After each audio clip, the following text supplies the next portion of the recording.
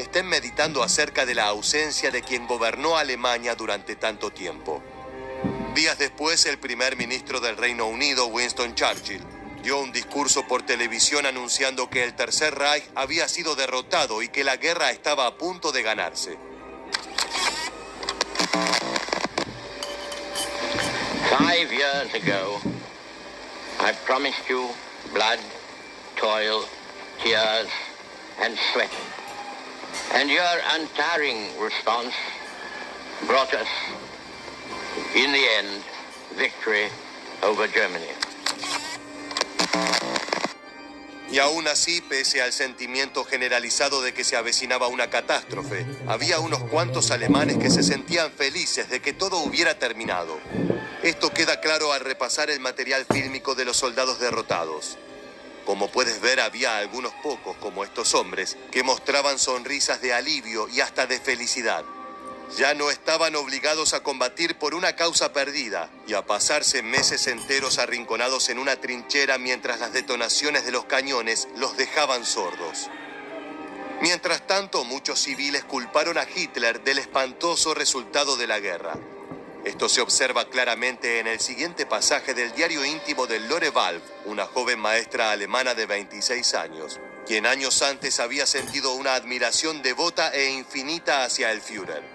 Sin embargo, tras el suicidio del líder nazi, las cosas habían cambiado. Hitler ha perecido, está en paz, probablemente sea lo mejor para él. Pero ¿qué hay de nosotros? Estamos abandonados y entregados a todo el mundo sin excepción, y en nuestra vida ya no es posible reconstruir lo que esta contienda ha destruido. Al principio, las ideas que Hitler quería realizar eran positivas y en la política nacional sucedieron algunas cosas buenas. Pero fracasó totalmente en la política exterior y en participar como el comandante supremo de la guerra. Vaya camino por el que nos ha llevado, y la gente tiene que pagar ahora por ello. ¡Qué amargo final! Él ha muerto, pero nosotros y los que vengan después llevaremos por el resto de nuestras vidas la carga que nos ha dejado. No hubo escenas de dolor o de luto por el dictador nazi, ni procesiones religiosas pidiendo por la salvación de su alma. En las calles no se veía a la población llorar por su muerte, como sí sucedió años más tarde en la Unión Soviética con motivo del fallecimiento de Stalin. Luego de tantos años de guerra, muchos alemanes, en el fondo, pensaban que el comportamiento de Hitler era profundamente errático.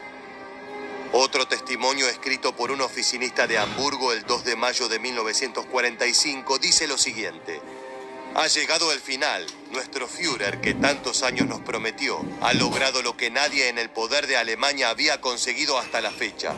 Ha dejado un país completamente destruido, se ha llevado la casa y el hogar de todos, los ha sacado de su patria, ha provocado millones de muertos. En definitiva, ha logrado un caos espantoso. Años atrás hubiera sido impensable que un alemán escribiera palabras tan duras sobre el Führer, pero ahora ya no quedaban dudas de que con Hitler muerto, la gente ya no estaba obligada a callarse sus opiniones. Por otro lado, es posible que las tropas derrotadas sonrieran porque sabían que volverían a ver a sus familias. En estas imágenes puedes ver cómo los alemanes pegaron papeles y carteles en las paredes de los edificios que sobrevivieron a la destrucción. Allí escribían mensajes con la esperanza de que fueran leídos por sus familiares, que estaban desplazándose de un lado a otro, huyendo del Ejército Rojo, o que quizás estaban regresando del frente de batalla. Luego de haber estado tanto tiempo alejado de sus seres queridos, las tropas germanas tenían un buen motivo para estar alegres.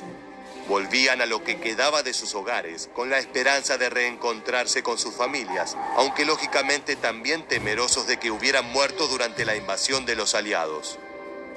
En relación a esto es interesante el testimonio de Wolfram Forster, quien fue reclutado en la Wehrmacht y combatió contra los estadounidenses y británicos. Eventualmente fue capturado, pero con la capitulación del Tercer Reich lo liberaron y le permitieron marcharse a su casa. My father had an old friend from World War I who lived near Wiesbaden in the mountains, that if we survive, they survive and I survive, we do not know how to get together, this would be our point to meet and get information. until about a month later, he comes back with an envelope in his pocket, says, here's something for you. It was a letter from my mother.